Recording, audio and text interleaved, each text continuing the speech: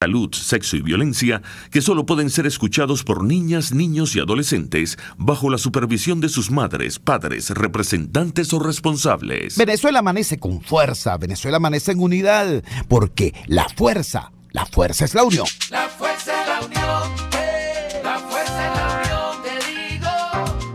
Venga toda Venezuela a organizarse. La fuerza es la unión, la fuerza es la unión. Y a poner tu granito de arena, dale por Venezuela. Actívate, en la unión está la fuerza. Por eso te digo que la fuerza es la unión. Muy buenos días, Venezuela. Todo este es su espacio. La Fuerza de la Unión, una tribuna abierta de la sociedad democrática venezolana para compartir con todos ustedes, más allá de cualquier distingo puntual, partidista o ideológico, la angustia, la preocupación, la justa indignación por lo que ocurre en nuestro país y también la certeza, la confianza, la esperanza de que trabajando juntos, de que remando unidos en la misma dirección, seremos capaces de construir la Venezuela de trabajo y de respeto, la Venezuela con alimentos y con medicinas, la Venezuela con democracia y con libertad, que todos necesitamos y que ciertamente todos merecemos.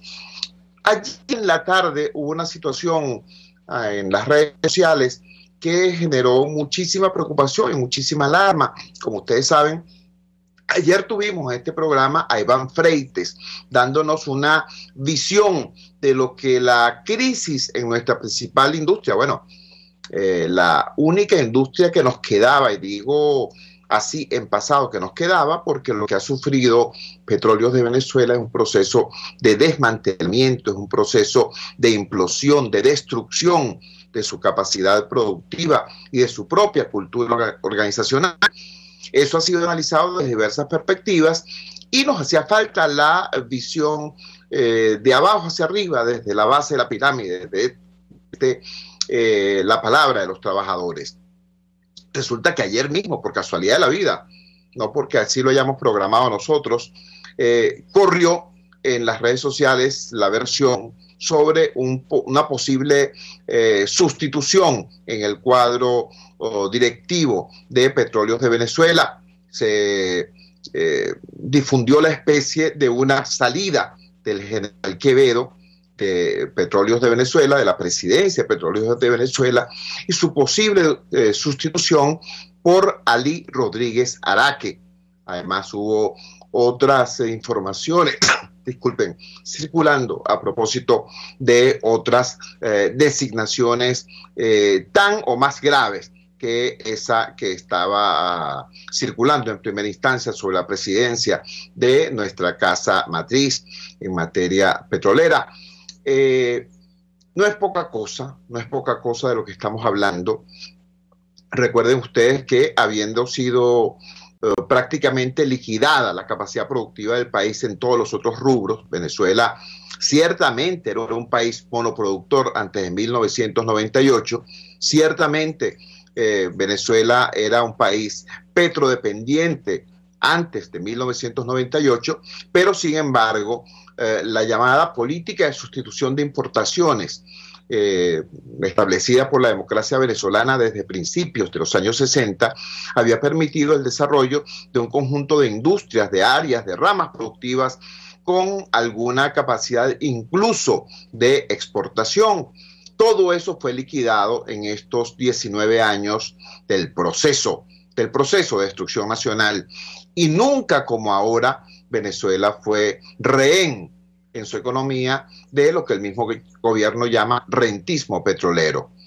A propósito de todo esto, hemos convocado para la mañana de hoy, hemos invitado cordialmente para la mañana de hoy a una persona, un venezolano, que es conocedor profundo no solamente del negocio petrolero, sino además de la importancia del petróleo como locomotora para cualquier proyecto futuro de construcción de independencia económica. Me refiero al doctor José Toro Hardy, a quien le damos la más cordial bienvenida y le preguntamos, doctor Hardy, de confirmarse estas informaciones a propósito de la salida de Quevedo y de Rodríguez Araque en una suerte de retorno a PDVSA, ¿qué podría esperar el país? ¿Cuál es su visión actual acerca de la situación de nuestra principal industria? Le escuchamos. Muy buenos días.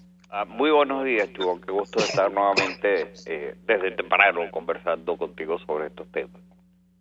Pues bueno, ¿cuál es la visión con respecto a de confirmarse, tal como dices, estos nombramientos? En primer lugar, nadie puede decir que Ali Rodríguez Araque no tenga conocimientos de petróleo. Así como nadie puede decir, si es que se confirma el otro nombramiento, que es el de Gustavo Mendoza Potelá, de que no tiene conocimientos de petróleo. Este último, Gustavo Mendoza Potelá, fue por años el director de la cátedra del posgrado de petróleo en la Universidad Central de Venezuela. Y Ali Rodríguez Araque, pues, fue ministro, fue presidente de la Comisión de Energía y Minas de la Cámara de Diputados, fue ministro de Energía y Minas y fue presidente de PDVSA, de manera que han pasado entre los dos por todos los cargos que evidencian que tienen un conocimiento importante de la materia. El tema es que también evidencian su paso por esas posiciones, que tienen una posición extremadamente dogmática sobre el tema petrolero. Cuando se produce el paro petrolero, que el presidente Chávez confesó con motivo de presentar su informe y cuenta ante el Congreso Nacional, ante la Asamblea Nacional en el 2004, él confiesa en presencia de todos los embajadores acreditados del país y con su banda presidencial terciada, confiesa que él provocó el paro petrolero. Comparó a PDVSA con una colina militar que había que tomar y que por lo tanto él empezó a tomar las decisiones para que los trabajadores fuesen al paro. Él empezó a despedir pito en mano a algunos de los directivos importantes de la industria, algunos de los gerentes, como fue el caso de Juan Fernández, como fue el caso de Ramírez. No sé si lo recuerdan, pito en mano, tocó un pito: muchas gracias, señor Juan Fernández, gracias por sus servicios, usted está despedido.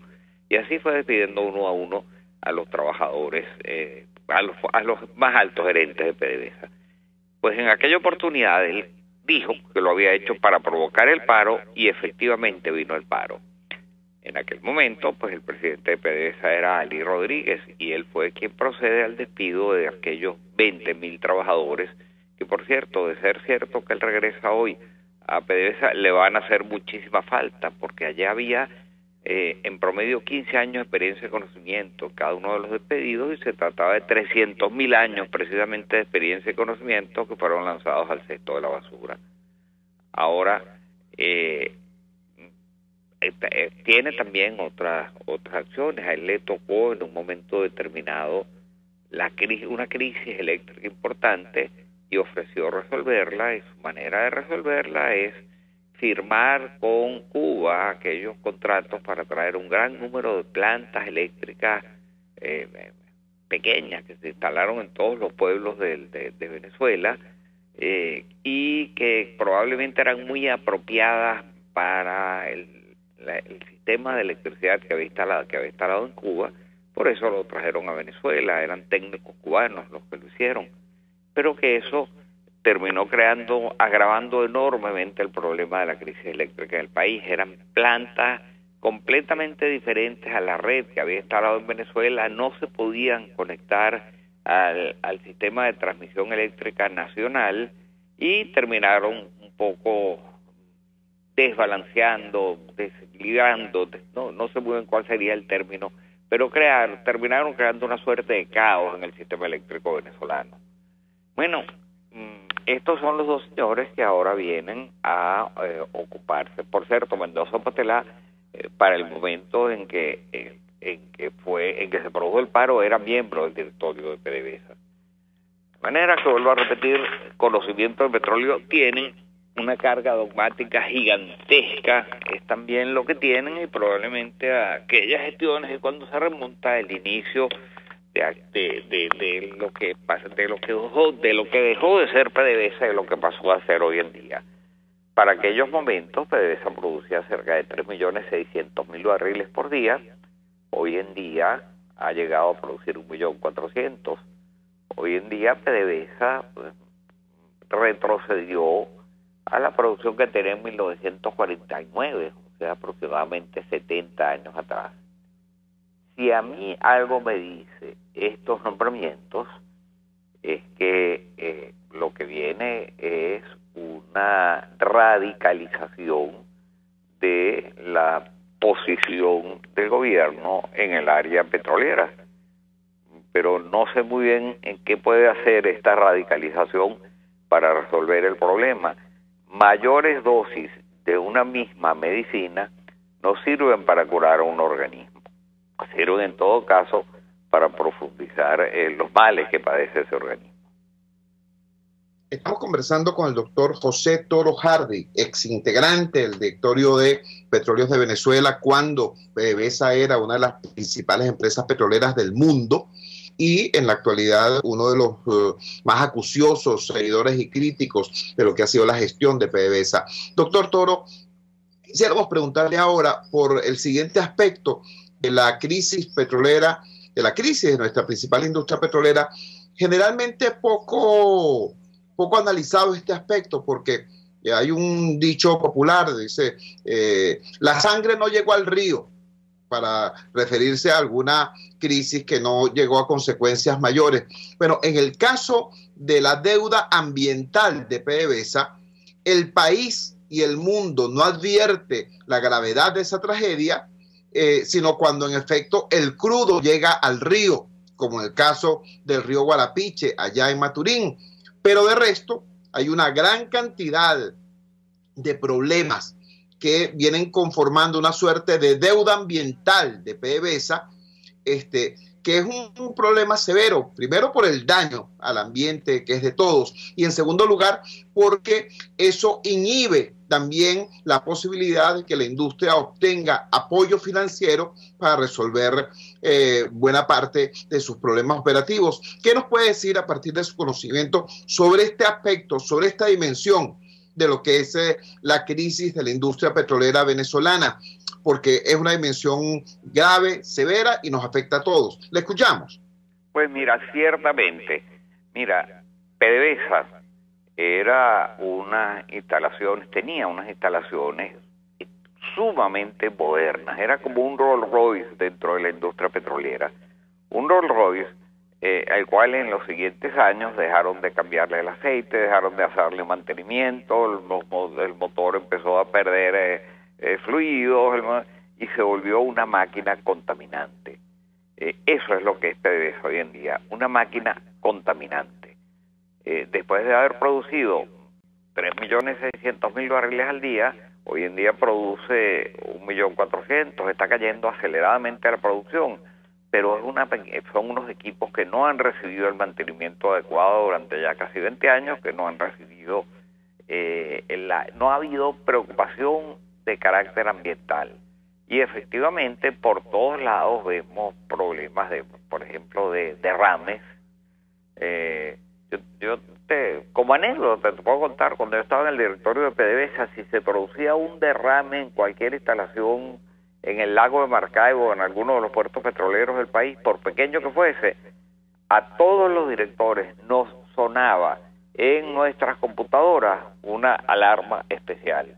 Y eso era para que tuviéramos conscientes de la gravedad, de que el problema ambiental era de extrema gravedad y debía ser uno de los motivos de preocupación de quienes dirigían la industria. Pues bien, hoy en día todo eso ha desaparecido.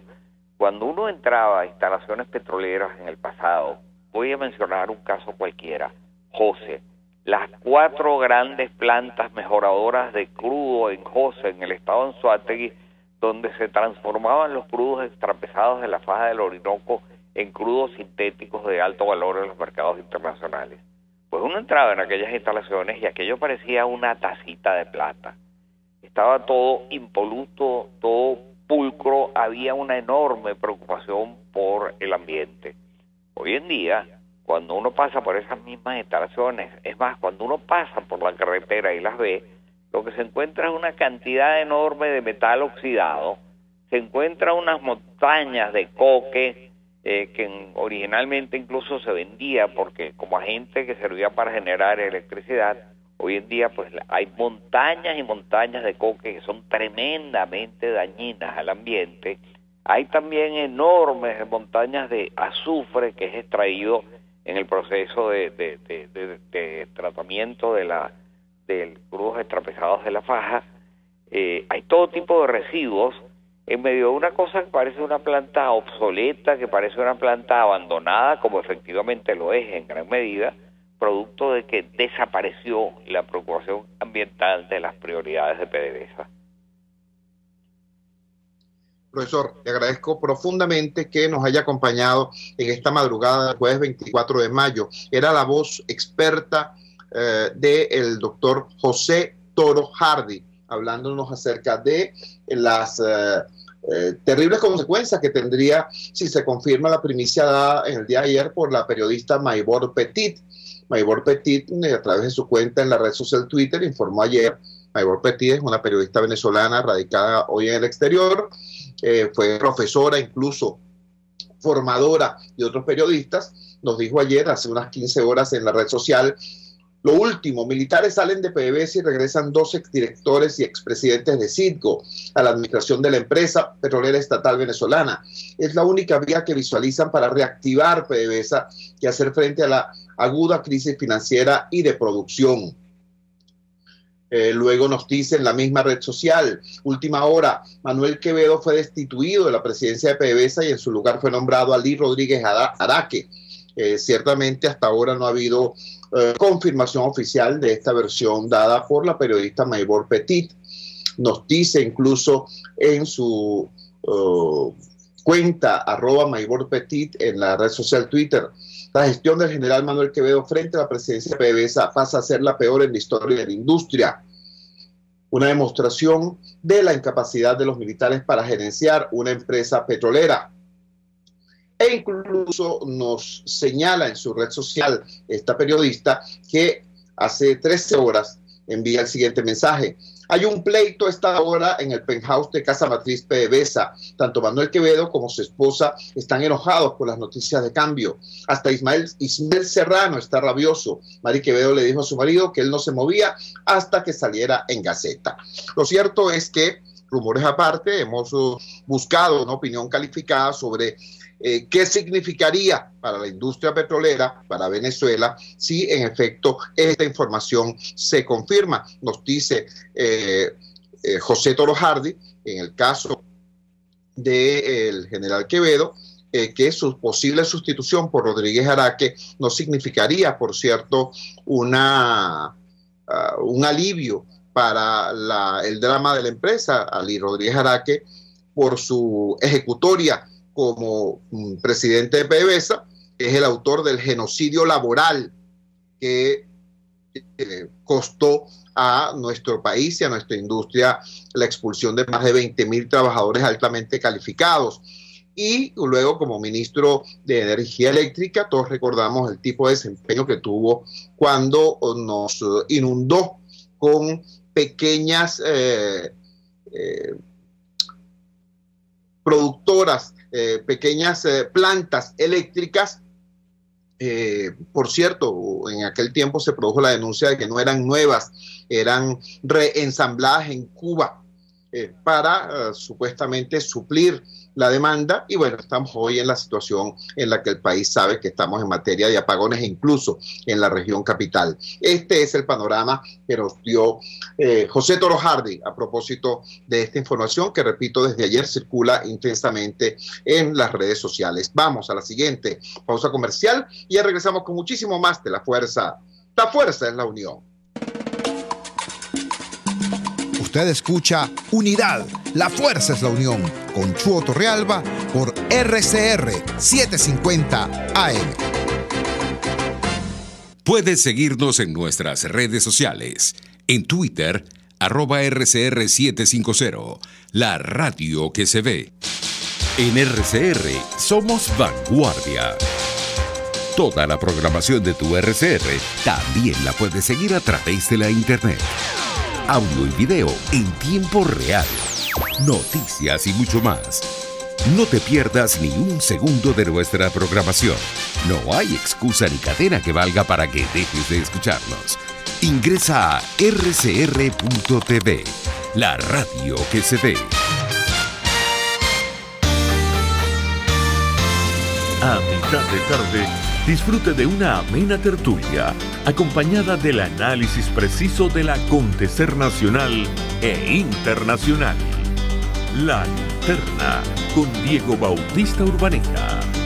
Relájese al son de buena música, participe y forme parte de este espacio.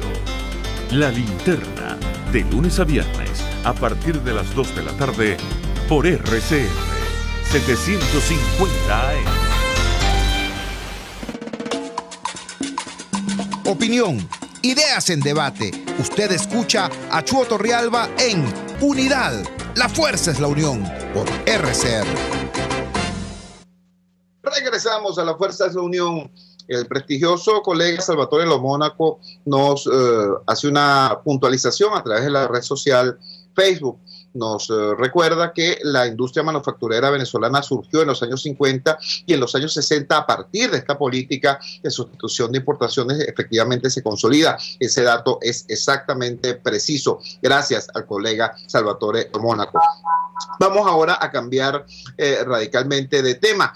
También el día de ayer aquí tuvimos que aludir porque era noticia, independientemente de que otros se autocensuren o sean censurados, era noticia lo que ocurrió antenoche en Petare. Hubo una balacera en Petare y los factores que estaban contendiendo, resulta que todos tenían uniformes militares y se desencadenó una buena cantidad de rumores a propósito de eso.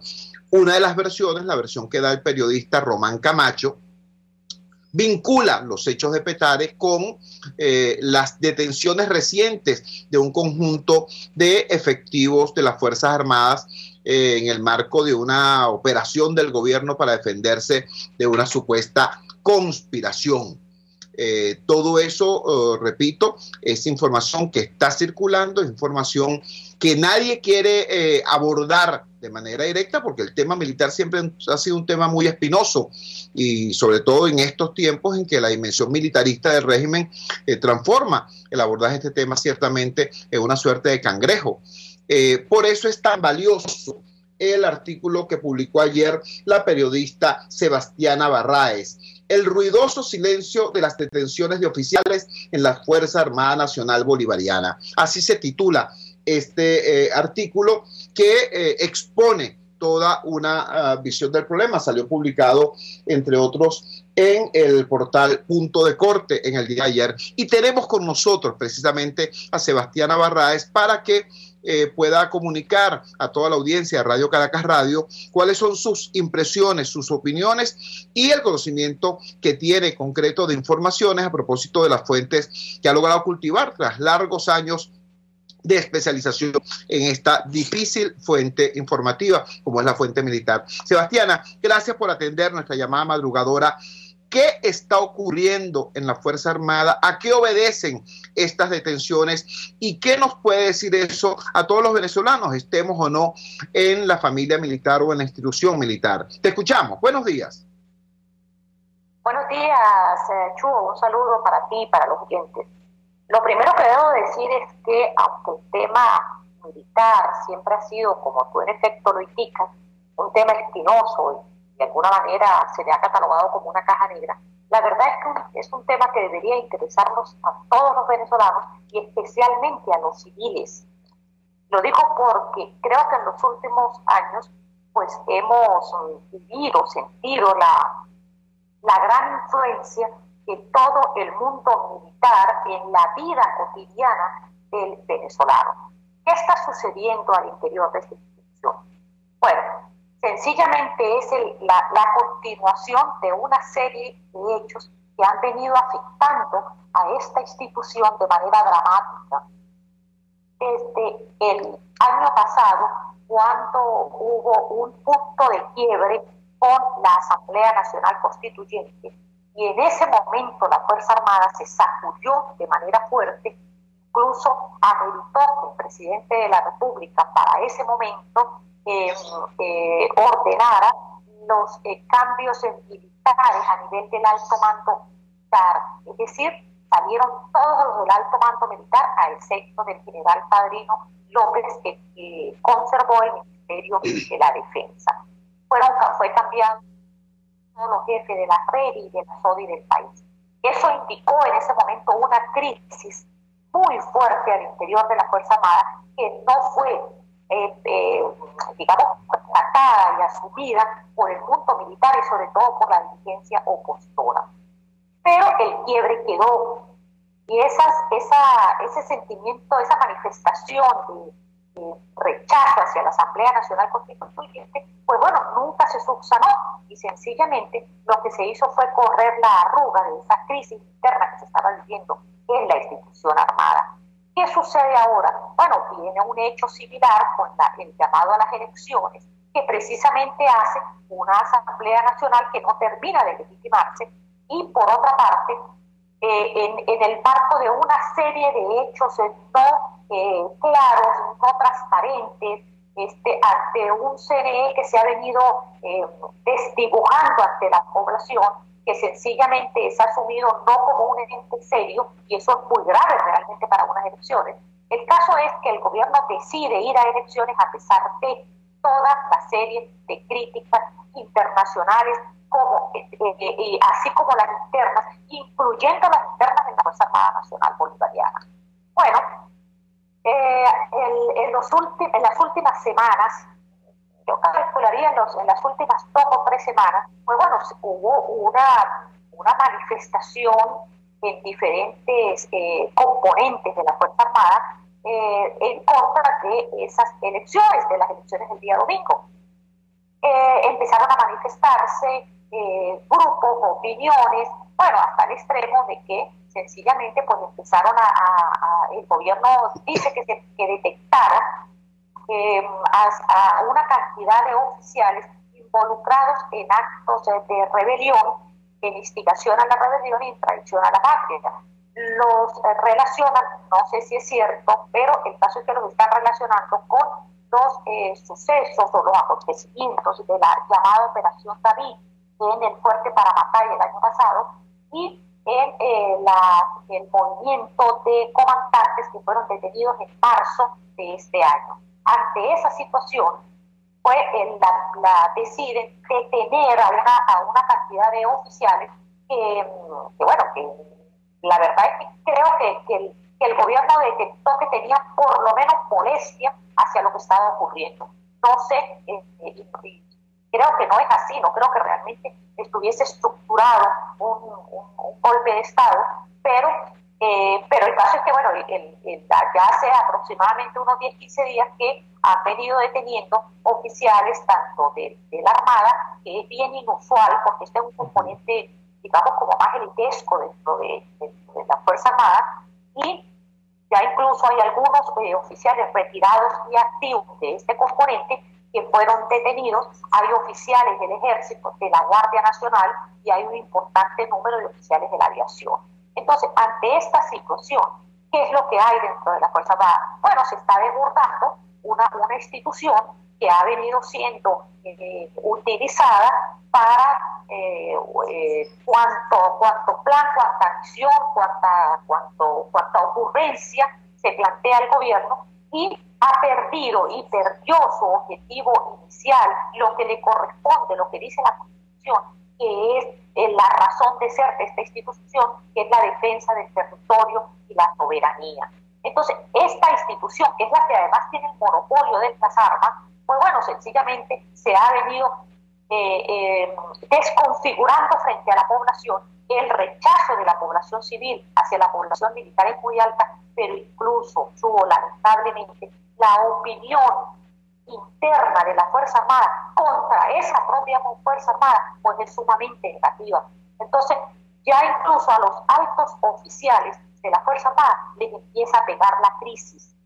El oficial que no participa en un acto de corrupción, pues sencillamente no tiene cómo sobrevivir en las condiciones actuales en las que está el país. Entonces, esa Fuerza Armada en estos momentos está sufriendo una sacudida muy violenta y que la está enfrentando, entre otras cosas, a sus propias autoridades, es decir, a su propio alto mando militar y a su propio comandante jefe de la Fuerza Armada. Y esa reacción pues está siendo asumida por el gobierno nacional como una manifestación de rebelión, cuando yo no creo realmente que lo que hay es una profunda insatisfacción contra el gobierno y una profunda insatisfacción contra las medidas impuestas que el gobierno y el presidente Nicolás Maduro se han empeñado en aplicar a pesar del rechazo profundo que ha existido al interior de esta institución castrense. Sebastiana, te agradecemos profundamente que nos hayas regalado estos minutos esta madrugada del jueves 24 de mayo. Era la periodista Sebastiana Barraez, periodista especializada en la cobertura y análisis de la fuente militar, dándonos su visión de lo que ha ocurrido recientemente en la institución castrense venezolana, este conjunto de detenciones. Y hay que destacar un detalle importante: son detenciones de oficiales con mando de tropa al frente de unidades de combate. No son generalmente ni militares retirados ni personas con destinos administrativos. Estas personas detenidas, nos dice Sebastiana Barraez, desde su punto de vista, de su perspectiva, del conocimiento que ella tiene de la fuente, expresan un malestar que está presente y que se agudiza en la Fuerza Armada, como está ocurriendo en todo el país en relación a lo que el gobierno hace y deja de hacer, y a cómo eso impacta de manera negativa en todo el país y también en la Fuerza Armada, y eso el gobierno lo lee como una conspiración y actúa de la manera que actúa.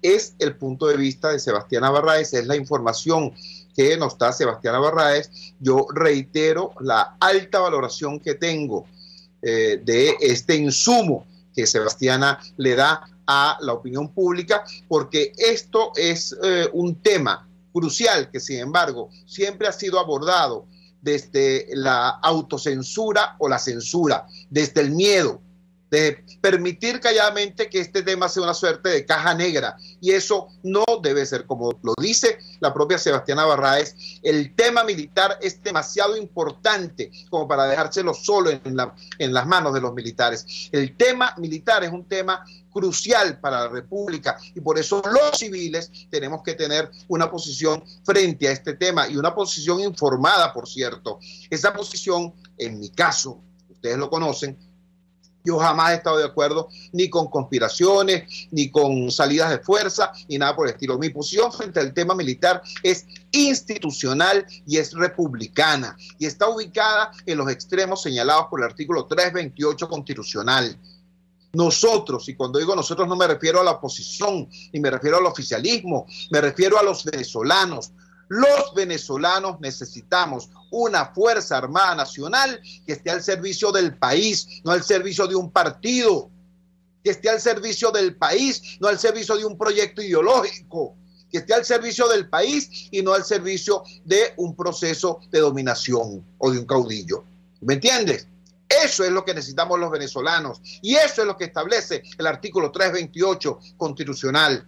Por eso debemos estar tan pendientes de lo que ocurre al interior de esta institución, y vamos a decirlo con todas sus letras: nuestra solidaridad y nuestro respeto a los integrantes tanto de la institución militar como de la familia militar en esta hora compleja que está viviendo el país. Lo dijo alguna vez el señor Hugo Chávez, dijo: la Fuerza Armada no es una isla en el país, hay vasos comunicantes intensos entre la Fuerza Armada y el país. Bueno, así es verdad. Y en el país hay descontento, así que no es extraño que haya descontento en la Fuerza Armada Nacional. La respuesta a eso, la solución a eso, no es persecución, represión.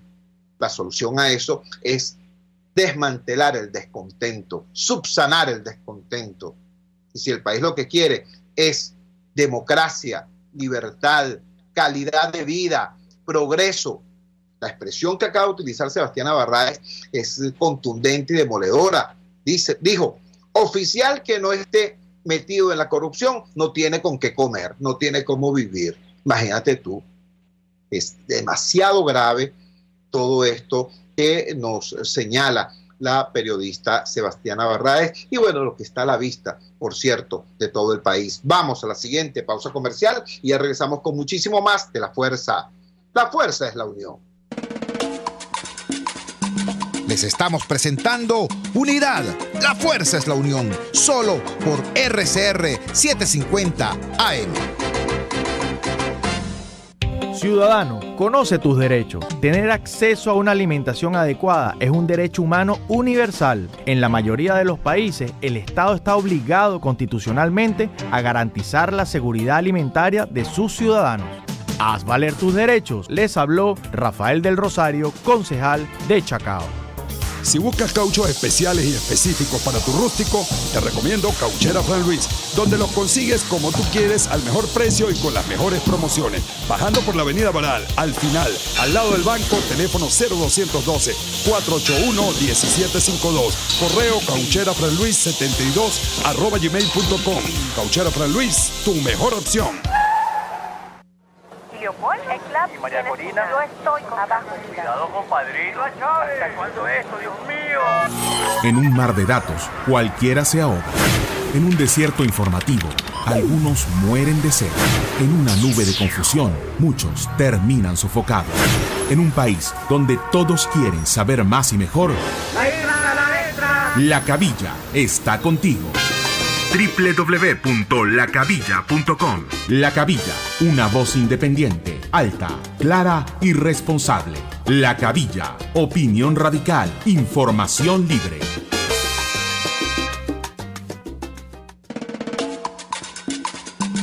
Les estamos presentando Unidad, la fuerza es la unión, solo por RCR 750 AM. Regresamos a La Fuerza es la Unión. Comentaban nuestros oyentes a través de las redes sociales que nos ha tocado hoy un programa de pesos pesados, tanto por los temas como por nuestros invitados. En el primer segmento escuchamos a nuestro admirado amigo José Toro Hardy, exintegrante del directorio de PDVSA, hablándonos sobre lo que significaría la salida de Manuel Quevedo de la presidencia de nuestra casa matriz y el reingreso de Rodríguez Araque. Nos decía, si la designación de Quevedo fue una tragedia, la designación de Rodríguez Araque no augura nada bueno, y nos hace un análisis muy importante. Luego, a propósito del tema militar, del delicado y espinoso tema militar, Sebastiana Barraez nos acaba de dar una clase magistral de no solamente lo que está ocurriendo allá adentro, sino cuál tiene que ser la postura cívica, la postura civil y civilista de los venezolanos frente al drama que está ocurriendo en nuestra Fuerza Armada Nacional. Ahora vamos a tratar un tema también muy delicado, extremadamente delicado, y que hay que tratarlo con la seriedad que corresponde, con la profundidad que corresponde, porque lo que está de por medio son las vidas de los venezolanos. Vamos a hablar del tema de la gerencia de riesgo y la administración de desastres. Ese es un tema crucial de la gestión pública en un país muy bien organizado, en un país excelentemente organizado, pero puede ocurrir un desastre como el que ocurrió con el huracán Katrina.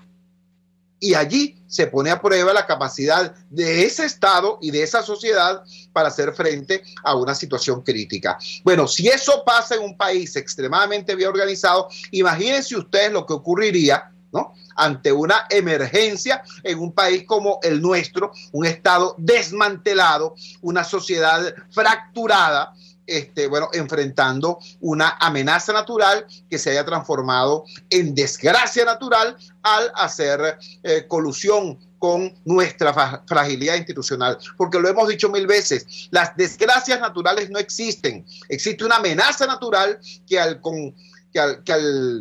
unirse con la fragilidad política y social, entonces detona en tragedia. ¿A qué viene todo esto? Bueno, a que ayer hubo 2 sismos en Valencia con una magnitud superior a 4 grados y hubo otras 127 réplicas de ese sismo, y me estoy refiriendo únicamente a los datos confirmados y difundidos por Funvisis. Repito, esto es una señal que debe ser tomada en serio por cualquier ente pues que que aprecie la vida de los ciudadanos y que aprecie la integridad de la sociedad. Por eso buscamos criterio experto. Vamos a hablar de inmediato con un teniente coronel, pero un teniente coronel cuyo trabajo no es cegar vidas, sino cuidarlas. Es un teniente coronel de bomberos, es un venezolano que ha hecho la mayor cantidad de cursos en materia de protección de las vidas de los venezolanos, cursos, especialización, y en la actualidad está terminando un doctorado en España sobre este tema. Me refiero a el comandante Ángel Rangel. Ángel Rangel fue director nacional de Protección Civil y queremos su opinión sobre esto que está ocurriendo. Ángel, estos movimientos telúricos del día de ayer, ¿qué reflexión deberían generar en la ciudadanía y en el Estado? Te escuchamos. Yo no digo, te escucho con alguna dificultad, te escucho mucho eco, apenas entendí un poco el tema sísmico. Si me puedes repetir la pregunta, por favor. Sí, muy rápidamente, Ángel. Queríamos saber, estamos haciendo una conexión con Ángel Rangel desde España, queríamos saber simplemente tu reacción sobre qué reflexión y qué acción tiene que tener la ciudadanía y el Estado frente a situaciones como las que se presentaron ayer en Valencia, que nos recuerdan el riesgo sísmico ante la situación de desmantelamiento del Estado venezolano. Te escuchamos.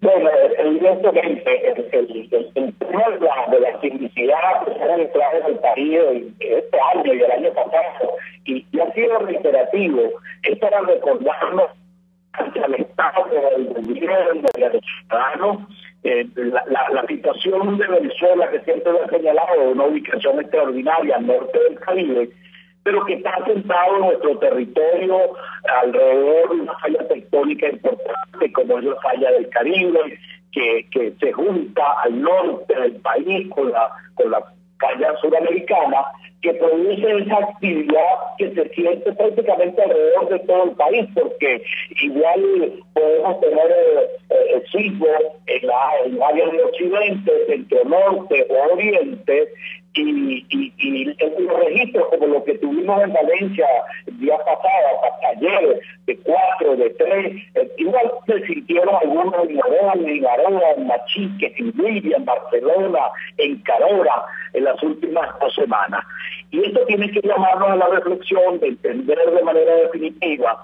Primero, el Estado tiene que organizar y ser el garante de esta cultura preventiva, de las acciones, hacerlas antes, desde el punto de vista de la gestión de política, de infraestructura, de normas de construcción, de supervisión de los desarrollos y el crecimiento urbano.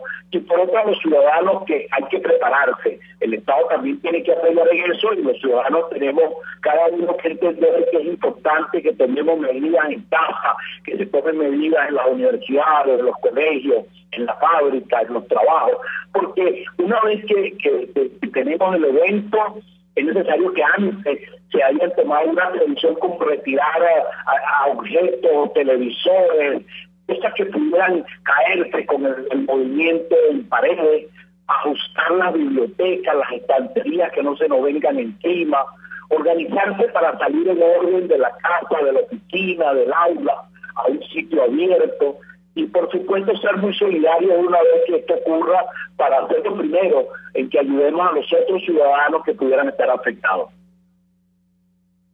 Estamos escuchando a Ángel Rangel, teniente coronel de bomberos y uno de los expertos venezolanos más destacados en materia de administración de gerencia de riesgo y administración de desastre. Ángel, en una escala ya bastante más amplia, en un país donde la pobreza ha hecho que los barrios se desborden y se deterioren elementos cruciales como la vialidad, ¿cuáles serían tus recomendaciones para el Estado ante una situación como esta, cuando, repito, el movimiento, los dos sismos de más de 4 puntos de magnitud y las 127 réplicas que se produjeron ayer en Valencia nos recuerdan que estamos en una zona de alta sismicidad y que deben haber políticas de Estado frente a esto? Repito, ya en una escala un tanto más amplia, ¿cuáles serían tus recomendaciones al Estado en una situación como esta? Chugo, tengo dificultad, te escucho entrecortado. Yo quisiera responder tu pregunta sin haberla escuchado de manera completa. No sé si pudiera mejorar un poco la conexión, por favor. Sí, intento repetirlo con precisión. En una escala más amplia, escuchamos tus primeras recomendaciones, en una escala más amplia, atendiendo a la dimensión social del problema, en un país donde la pobreza se ha desbordado y servicios públicos fundamentales como la vialidad se han deteriorado tanto, ¿cuáles serían tus recomendaciones al Estado para enfrentar una situación como la del riesgo sísmico? Oye, te señalo, por ejemplo, que estamos en el peor momento para que un evento natural importante, bien sea un terremoto, una fuerte lluvia, hay que pensar que ya comienza la temporada de lluvia en Venezuela y al 1 de junio la temporada de tormentas y huracanes en el Atlántico, que va a resultar bastante activa este año. Definitivamente cualquier situación, por pequeña que sea, vinculada a eventos o amenazas naturales, dada la condición de vulnerabilidad de la sociedad venezolana, de sus instituciones, de los ciudadanos, dada la escasez, la precariedad para vivir por la deficiencia en suministro de alimentos, de medicina, la situación de los hospitales, el deterioro de las infraestructuras fundamentales como el agua, la electricidad, el gas, la vialidad, sería una catástrofe. Definitivamente yo lo que hago es pedirle a Dios que por favor no nos llegue un evento que profundice la gran tragedia que se está viviendo en Venezuela, porque en definitiva un Estado que prácticamente ha hecho nada, que ese tema solo lo utiliza para hacer propaganda cuando ocurren los eventos y salir con una caja de alimentos a tratar de paliar una situación, pero que prácticamente tiene cero función, cero aporte en materia preventiva y de preparación de sus instituciones, la gran precariedad en los cuerpos de bomberos y la protección civil. El mismo problema que tienen todos los venezolanos para darle mantenimiento y mantener la flotilla de vehículos listos está pasando con nuestros organismos de emergencia. La misma situación de hambre y penuria que viven los ciudadanos la tienen nuestros funcionarios que tienen que responder ante las emergencias, las mismas crisis en los hogares, la misma falta de medicina.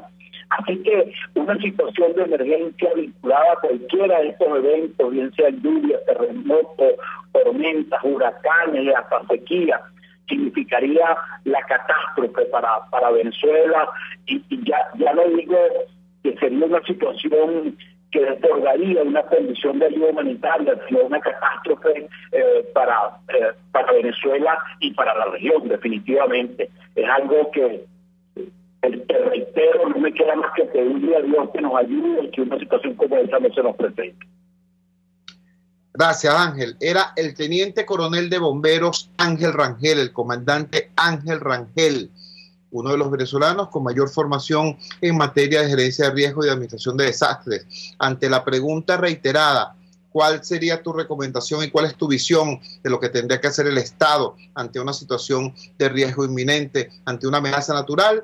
La respuesta de Ángel Rangel es rezar, porque la fragilidad a la que estos 20 años de destrucción han llevado al Estado y a la sociedad venezolana es tal que cualquier cosa que ocurra nos encontraría en la peor condición para responder a la emergencia y para salvaguardar la vida de los ciudadanos. Entonces, bueno, más que una recomendación al Estado, nos queda esta certeza a los ciudadanos, a la sociedad, promover un cambio político urgente. No solamente es un tema de discurso político, no solamente es un tema de conveniencia ideológica o de que yo estoy en tal partido y tú estás en tal otro. No, es un tema de vida, es un tema de vida de la sociedad. Si estos señores, estando nosotros en sana paz, ¿no? Si estando nosotros en un país donde, gracias a Dios, por su condición climatológica, aquí no sabemos ni lo que es una nevada, aquí no sabemos lo que son los huracanes, aquí no sabemos nada de eso. Y estando nosotros en este paraíso, sin embargo, cualquier lluviecita genera una tragedia, genera un inconveniente, genera una inundación y genera unos muertos. En este país que prácticamente está bendecido por Dios, ¿tú te imaginas que llegara aquí a ocurrir ciertamente una tragedia, una catástrofe, como la que nos ocurrió en el 99? Dios nos proteja. Teniendo esto, que en vez de gobierno, en vez de Estado, es también una amenaza para el país, para los ciudadanos. Entonces, repito, y piénselo usted, no más allá del carné político o de su tendencia ideológica o filosófica, piénselo como padre de familia, como madre de familia. Si ahorita como estamos, sin ningún conflicto extraordinario, sobrevivir es una hazaña, imagínese usted si qué pasaría en su familia, en su comunidad, si tuviéramos que hacer frente a una emergencia. Repito, ayer nada más que aquí al lado, en Valencia, se produjeron 4 sismos más o menos importantes, 2 de ellos con una magnitud superior a los 4 grados y más de 127 réplicas.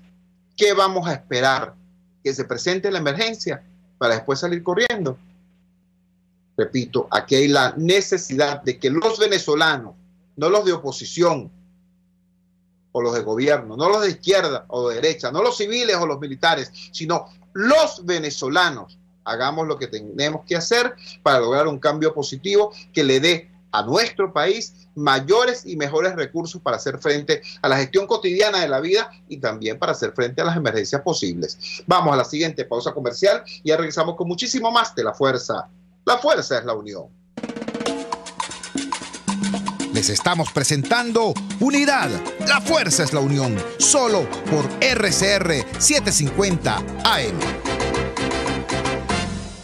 Señora, si quiere hacer una torta o postre de coco, lléguese a Coco Factory, donde consigue agua, aceite, esencia y coco rallado. El coco es antidiabético, antimicótico, exfoliante y fortalece el sistema inmunológico. Coco Factory está en la avenida principal de Santa Mónica, Teresa de la Parra, edificio Codazzi, frente a la antigua gasolinera, y en la Rosaleda, San Antonio de los Altos. Coco Factory, sin cocos no hay paraíso.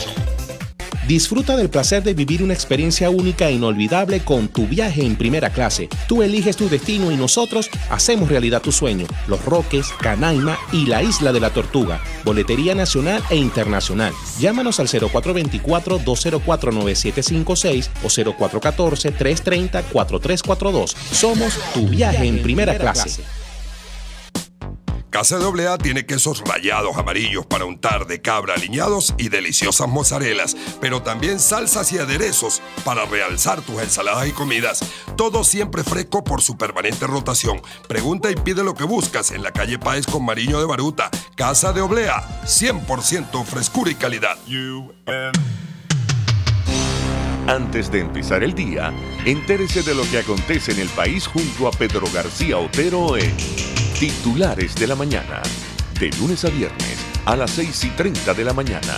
Acompáñelo y empiece su día bien informado. Titulares de la Mañana con Pedro García Otero, solo por RCR 750 AM, porque lo bueno une. Amanece con la fuerza de un país que quiere cambio. Chuo Torrealba está al aire en Unidad. La fuerza es la unión. 482-9750 y @Chuo Torrealba por RCR.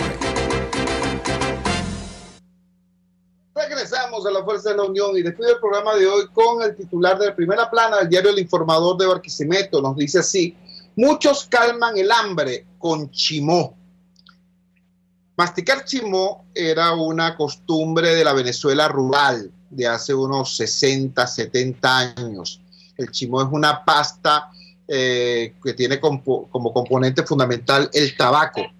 Y masticar esa pasta hacía que nuestros campesinos soportaran el hambre con un mayor estoicismo.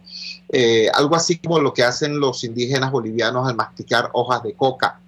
Bueno, esa costumbre se ha reproducido ahora, recrudecido ahora, no solamente en el campo, sino en las ciudades, no solamente en Barquisimeto, sino aquí en Caracas.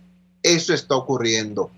¿Se acuerdan que antes el gobierno decía que antes de 1998 los venezolanos comían perrarina? Cosa que era mentira, porque la perrarina siempre ha sido más cara que el arroz picado. Bueno, lo que sí es verdad es que hoy, después de 20 años de supuesta revolución, los venezolanos en vez de comida están masticando chimó. Trabajamos para ustedes en la dirección general de la emisora, Jaime Nestares. En la producción de este espacio estuvo Marianela Castillo, al frente de los controles estuvo César Arteaga. Habló para ustedes su amigo, comunicador popular, activista social, ciudadano en lucha por la democracia y por la libertad, Jesús Chuo Torrealba. Ahora más que nunca, fuerza, Venezuela, porque la fuerza es la unión. RCR presentó Unidad, la fuerza es la unión, con Chuo Torrealba, solo por RCR 750 AM.